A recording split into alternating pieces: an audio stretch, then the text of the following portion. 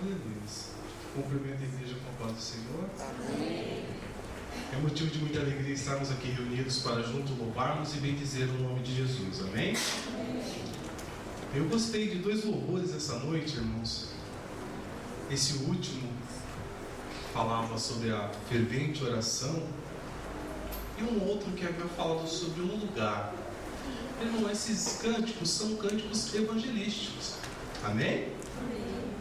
Porque quando nós falamos, olha, quando tudo perante o Senhor estiver, irmãos, todos nós aqui, quando cremos em Cristo Jesus, nós colocamos tudo no altar de nosso Senhor e Salvador Jesus Cristo. Amém? Quando nós falamos a um lugar, nós estamos demonstrando para as pessoas que ouvem o nosso cântico que se elas virem a Jesus, a paz, a descanso, a gozo, a alegria, aleluias. Por quê? Porque nós somos participantes disso. Como crentes em Cristo Jesus, todos nós somos participantes deste gozo, desta alegria. Amém? Então todas as vezes que nós cantamos esses hinos, irmãos, nós não estamos rogando ao Senhor como se nós estivéssemos fracassados. Nós estamos louvando o Senhor porque Ele nos proporcionou sermos participantes do seu corpo. Aleluias, aleluias. Eu fico muito contente, irmãos, quando nós podemos cantar, quando tudo perante o Senhor estiver. Isso é uma mensagem para os pecadores, para quando eles aceitarem a Cristo, eles vão colocar a sua vida diante de Deus, eles vão despojar-se do velho homem, e o Senhor Deus vai criar um novo homem para louvor e glória, aleluia, da sua santidade. Aleluia. Eu gostaria de ler com os irmãos em 1 Coríntios capítulo 11, versículo 23 ao 26. Aleluia.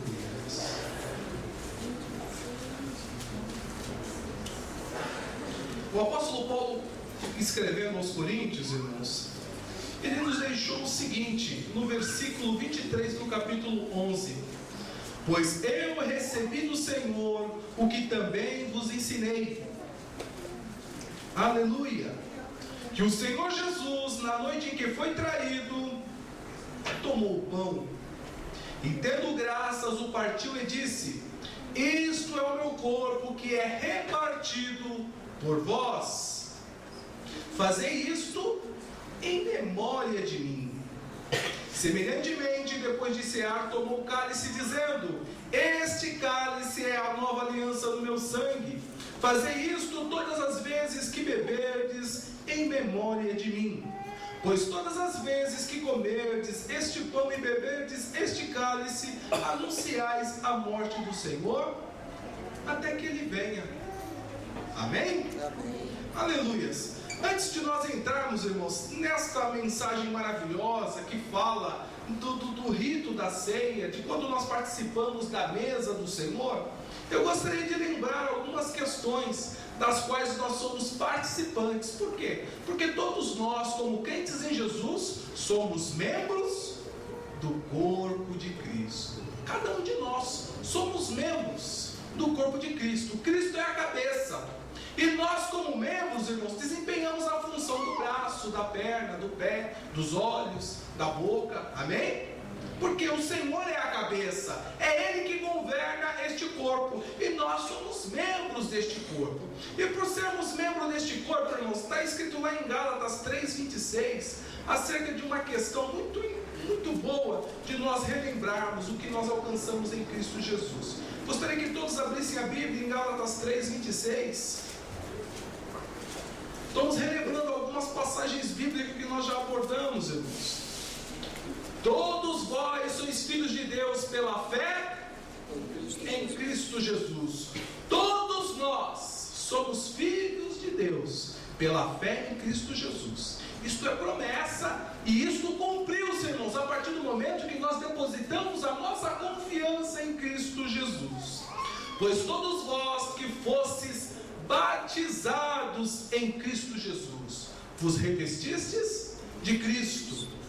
Todos vós que fostes batizados em Cristo, não está está falando que vocês que foram batizados em águas, vocês foram batizados em Cristo Jesus. Aleluias! Desta forma não há judeu nem grego, não há servo nem livre, não há macho nem fêmea, pois todos vós sois um em Cristo Jesus. Um só corpo. Amém? Nós somos membros deste corpo. Da mesma forma o apóstolo João aborda esta verdade. Aleluia! João 3:1. 1 João 3:1. Gostaria que os irmãos abrissem a Bíblia. 1 João capítulo 3, versículo 1. Vede com grande amor nos concedeu o Pai, que fôssemos chamados filhos de Deus. Amém?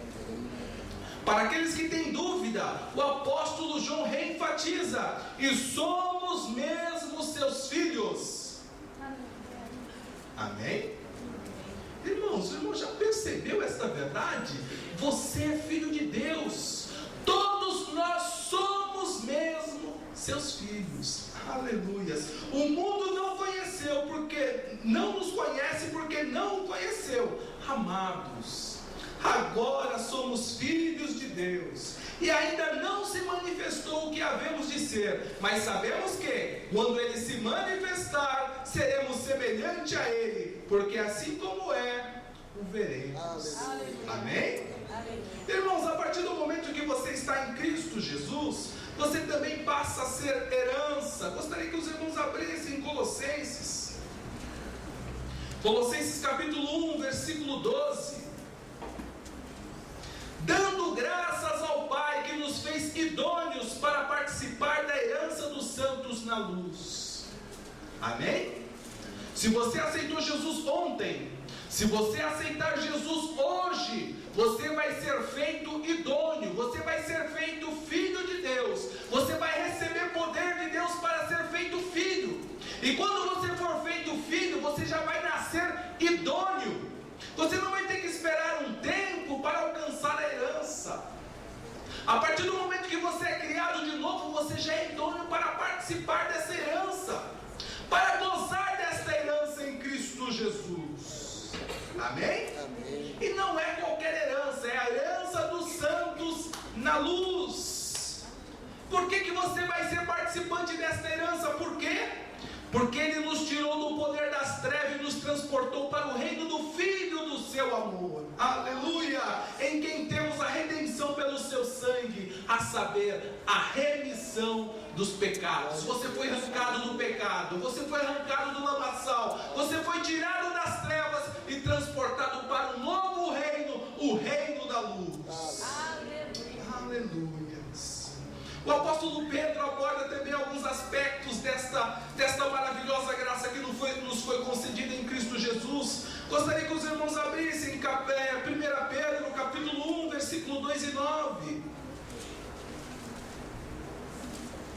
Aleluias. 1 Pedro, capítulo 2, versículo 9. Mas vós sois a geração eleita, a geração escolhida. Sabe o que isso significa, irmãos? Que todos os homens, quando vêm ao mundo, eles são uma geração rejeitada, são a geração de Adão que Deus rejeitou. Por causa do pecado de Adão lá no Éden, todos os homens foram rejeitados, todos foram destituídos da glória de Deus. Mas por intermédio de Cristo Jesus, a palavra nos diz: vós sois a geração eleita, o sacerdócio real, a nação santa, o povo adquirido, para que anuncieis as grandezas daquele que vos chamou das trevas para a sua maravilhosa luz. Amém? Irmãos, isso é seu. Amém? Isso lhe pertence, não há quem possa tomar de você, porque em Cristo Jesus você é mais do que vencedor. Aleluia. Aleluias. Oh, aleluias. 1 João, capítulo 2, versículo 14. Aleluia. 1 João, capítulo 2, versículo 14. Eu vos escrevi, meninos, porque conhecestes o Pai. Eu vos escrevi porque já conhecestes aquele que é desde o princípio. E eu vos escrevi, jovem, porque sois fortes, e a palavra de Deus está em vós, e já vencestes o maligno. Aleluia, aleluia. Irmãos, como é que você venceu o maligno? 1 João capítulo 5, versículo 4 nos diz: aleluia, pois todo que é nascido de Deus vence o mundo. Aleluia. Esta é a vitória que vence o mundo. Que vitória é essa que vence o mundo? A vossa fé. Quando você creu em Cristo Jesus, esta fé que é Cristo Jesus é a tua vitória. Aleluia. Irmãos, nós vemos tanto crentes derrotados. Nós vemos tantas igrejas precisando aí, sabe, oferecer bênçãos, porque as pessoas estão atrás de bênçãos, estão atrás de vitória. Toda semana é uma campanha da vitória e as pessoas são perdedoras, sempre estão em busca de alguma coisa. Mas em Cristo Jesus, vós que já recebeste a Cristo Jesus, a fé manifesta, você já venceu o maligno. A vitória sua, irmão, é a tua fé. Não é a tua casa, não é teu carro, não é teu emprego, não é teus filhos. É a tua fé, a vitória em Cristo Jesus. Oh, aleluia. O apóstolo aqui é bem específico. Esta é a vitória que vence o mundo, a vossa fé. Aleluia. Sabe por que a vitória que vence o mundo é a vossa fé, irmãos? Está escrito lá em João capítulo 16. Gostaria que todos abrissem para que pudessem contemplar esta maravilhosa verdade, que a vitória que vence o mundo é a vossa fé. Aleluia. João capítulo 16, versículo 33 diz isso: disse-vos estas coisas para que em mim tenhas paz. No mundo tereis aflições. Não está falando que você vai ter casa, carro, bonança, maravilhas. Está falando: no mundo tereis aflições. Por quê? Tem de bom ânimo. Eu venci o mundo. Quem venceu o mundo? A vossa fé. Cristo é a fé manifesta aos homens. Foi esta fé que venceu o mundo.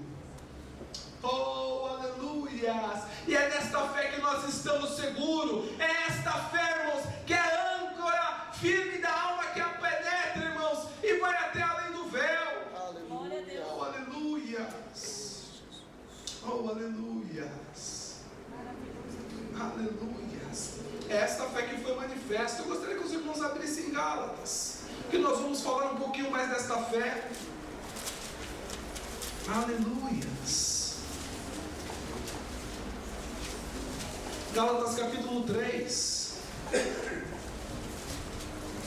versículo 23. Mas antes que a fé viesse, quem havia de vir, irmãos? Cristo Jesus. A fé que vence o mundo, a vossa fé. E aqui ele está falando: antes que a fé viesse, nós estávamos guardados debaixo da lei, encerrados para aquela fé que havia de se manifestar. Oh, aleluia. É esta fé que nós temos, é essa a garantia em Cristo Jesus. Oh, aleluia. Mas eu gostaria que os irmãos abrissem a Bíblia também em 2 Timóteo capítulo 1. Aleluia. 2 Timóteo capítulo 1, versículo 4.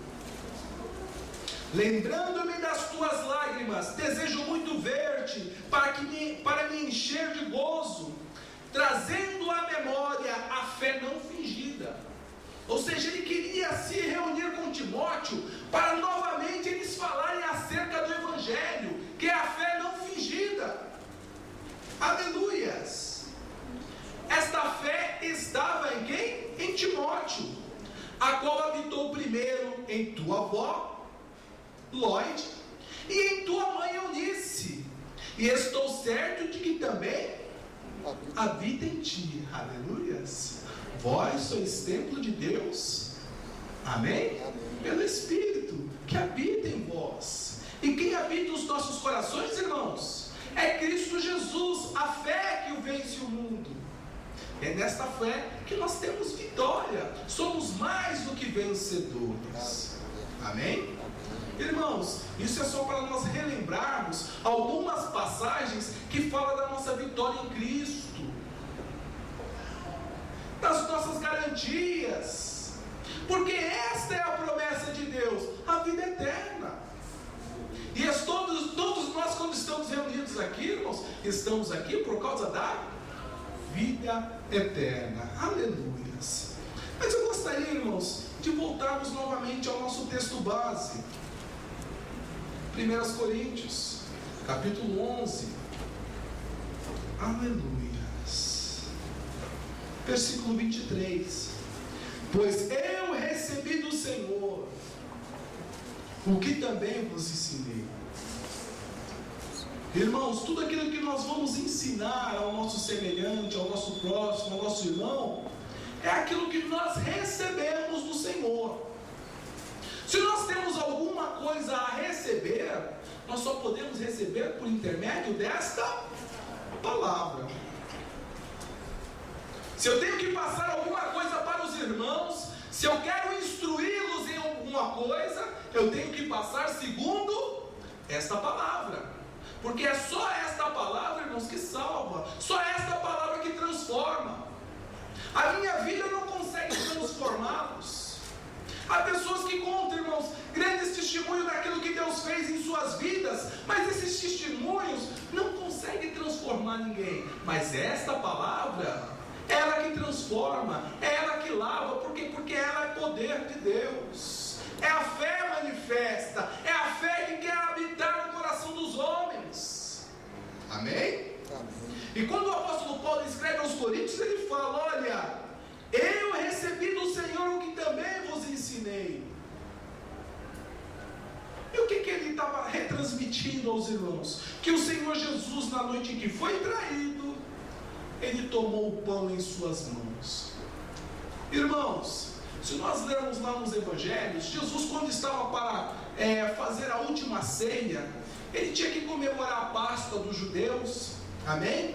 Ele mandou os discípulos saírem em busca de um cenáculo e falou: olha, se você chegar na cidade, acompanhe um homem com um cântaro, ele vai entrar numa determinada casa. Vocês podem entrar atrás desse rapaz, e quando vocês chegarem lá, vocês falam com o dono da casa e falam: olha, aonde que o nosso mestre vai fazer a sua ceia? Amém? Os discípulos fizeram assim, foram até a cidade, viram um rapaz com um cântaro, foram atrás, chegaram lá, entraram numa determinada casa e perguntaram: olha, aonde que o nosso mestre pode fazer a ceia? E o rapaz lá, aquele senhor, acabou cedendo um cenáculo para que fosse feita a comemoração da última ceia. Eles fizeram todos os preparativos segundo a Páscoa dos judeus. Ou seja, assaram o carneiro, tinha um monte de coisas lá que fazia parte do ritual lá dos judeus.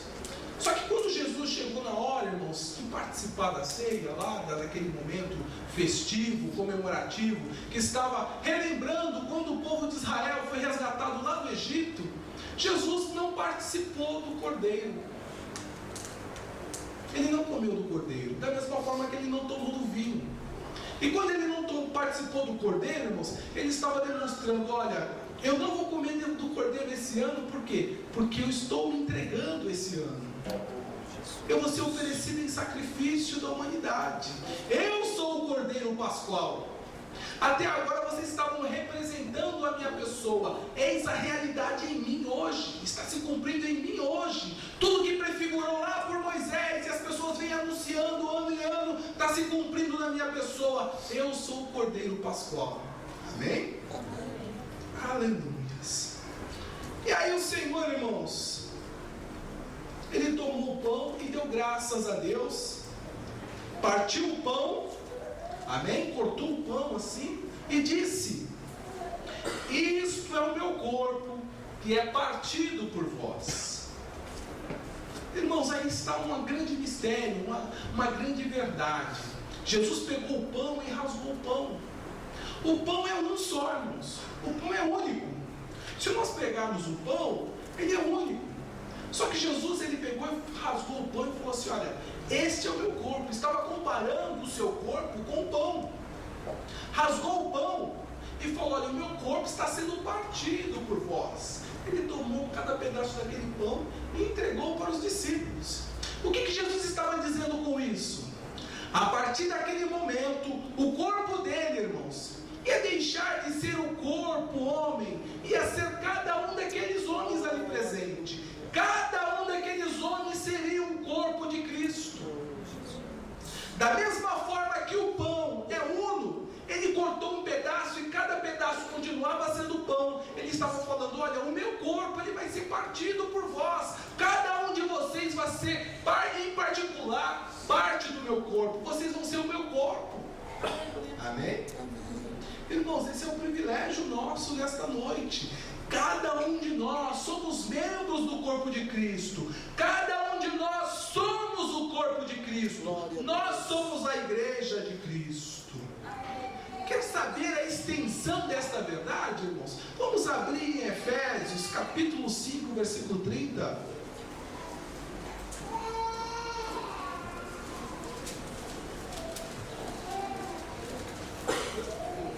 Efésios capítulo 5, versículo 30.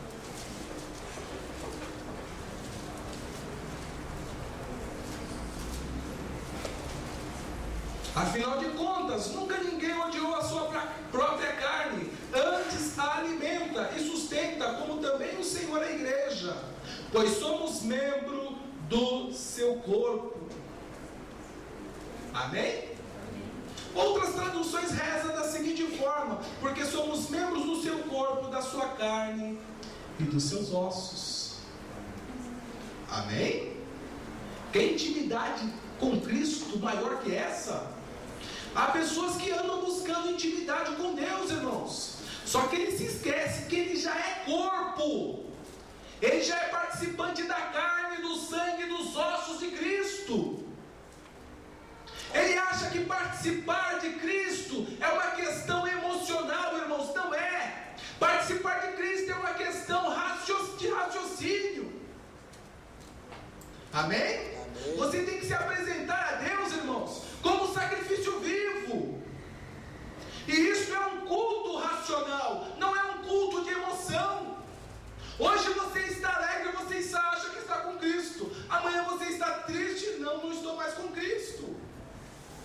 Hoje eu ganhei um carro, Jesus tem me abençoado. Amanhã o carro fura o pneu, Jesus não está mais comigo.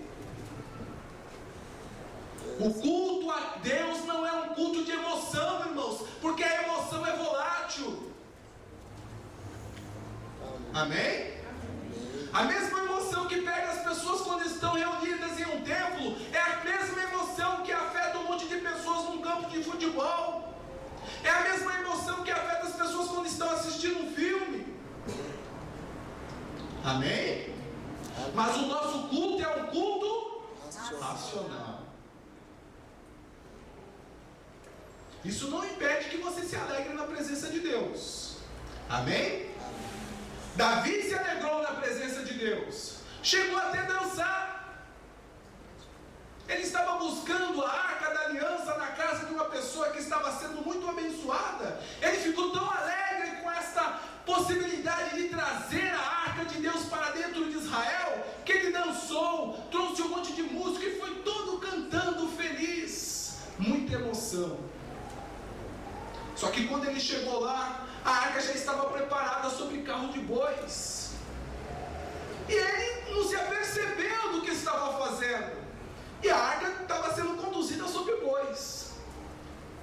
Chegou num determinado momento, o boi começou a tropeçar e a arca começou a balançar em cima do carro de bois. E tinha um rapaz lá, Uza, que estava lá conduzindo o carro de bois. Ele, por zelo, pela sua emoção, ele foi e levou a mão na arca para que a arca não caísse.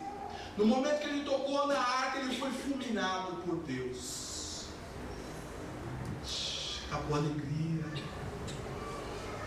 O som dos tamborinhos, dos instrumentos se aquietaram. A dança parou. Foi nesse momento que Deus despertou em Davi o culto racional. Foi nesse momento que Davi perguntou: como virá a nós a arca do Senhor? Poxa, mas já estava escrito na lei: a arca do Senhor não é para andar sobre animais, porque a arca do Senhor representa a glória de Deus, e a glória de Deus é para andar sobre os homens, não sobre bois. Amém? As pessoas buscam emoções hoje, irmãos, emoções voláteis.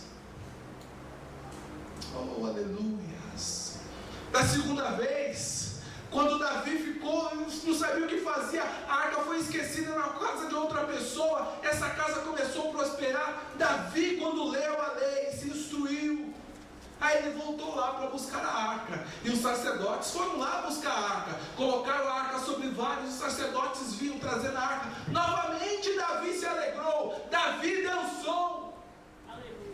Mas o que era importante diante de Deus era ele obedecer a palavra de Deus. Não era a alegria que estava sendo aceita, mas a obediência à sua palavra. Porque Deus não procura sacrifício, Deus não procura emoção, Ele procura pessoas que obedeçam à sua palavra. Aleluia, glória a Deus. Oh, aleluias. Irmãos, existem milhões de pessoas que se apresentam diante de Deus e falam: eu vou dar o meu melhor. Irmãos, o servo não dá o seu melhor, o servo obedece o que manda o seu Senhor.